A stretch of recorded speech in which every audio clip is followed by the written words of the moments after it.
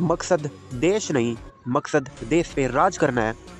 आज यही सिचुएशन बन रही है। बिहार के अंदर बीजेपी एनडीए इतनी भारी सीटों से जीती है, मतलब लगभग 200 के आसपास उनकी सीटें आई हैं। और जहां लोगों को ये पता लग रहा था कि बीजेपी वोट चोरी करती है, इतना प्रोपेगेंडा हो रखा था, मतलब कोई चांस ही नहीं था बीजेपी जीत जाए, इतनी ज़्यादा सीटें आ जाएं बीजेपी की। इस सिचुएशन के अंदर इतनी सीटें बीजेपी की कैसे आ गई?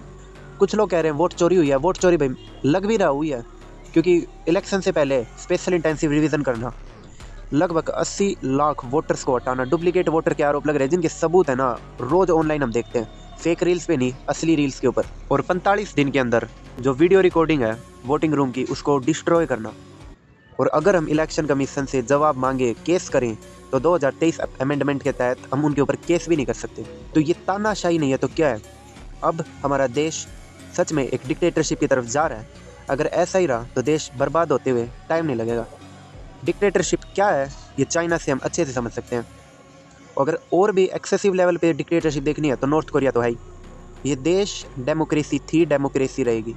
इस चीज़ के खिलाफ लड़ना पड़ेगा, जंग है, जंग जीतनी पड़ेगी। अब यहाँ पे सिर्फ सुप्रीम कोर्ट से उम्मीद है। सुप्रीम कोर्ट हालांकि हम केस नहीं कर सकते, सुप्रीम कोर्ट सुओ मोटो करके कुछ हद तक तो कुछ कर सकता है ना, क्योंकि सुप्रीम कोर्ट के पास भी पावर्स हैं।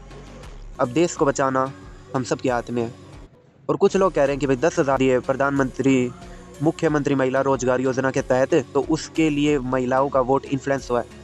देखो हो भी सकता है, लेकिन ये जो 10,000 रुपये दिए वो भी मॉडल कोड ऑफ कंडक्ट का वायलेशन किया बीजेपी ने, तो गलत तो ये भी है ना। और ये चीज़ इलेक्शन कमीशन में दिख रही है, इलेक्शन कमीशन कोई एक्शन क्यों नहीं ले रहा? सबसे बड़ी गलती तो ये है, बिक चुका है इलेक्शन कमीशन, सीधा दिख रहा है। और मेरे को जो लग रहा है ना वो ये है कि 10,000 रुपये वोट चोरी के मामले को है ना दबाने के लिए ये प्लान हुआ है, लेकिन सबूत नहीं है और ऐसे एजप्शन पे हम जा नहीं सकते। लेकिन बाकी तो सबूत है। डिजिटल डेटा दे क्यों नहीं रहे वो? हर एक वोटर आईडी को चेक कर ले हम, वो क्यों नहीं दे रहे? इलेक्शन कमीशन नहीं दे रहे मतलब वो गलत है, और सही है तो दे दो, कोई आरोप ही नहीं लगाएगा ना। और एक ये आइडियोलॉजी है ना कि बीजेपी को तो कोई हटा ही नहीं सकता, मोदी कभी नहीं हटेगा। ये आइडियोलॉजी ना इस बीजेपी को और ये वोट चोरी को है ना बढ़ावा दे रही है। किसी भी पार्टी को अंधे भक्त या फिर अंधा सपोर्ट मत करो। तो देश को बचाना अब हम सबके हाथ में है। ये देश दोबारा नहीं आ सकता, ये देश एक ही है और इस देश के लिए हम बने और इस देश से ही हम हैं। जय भारत।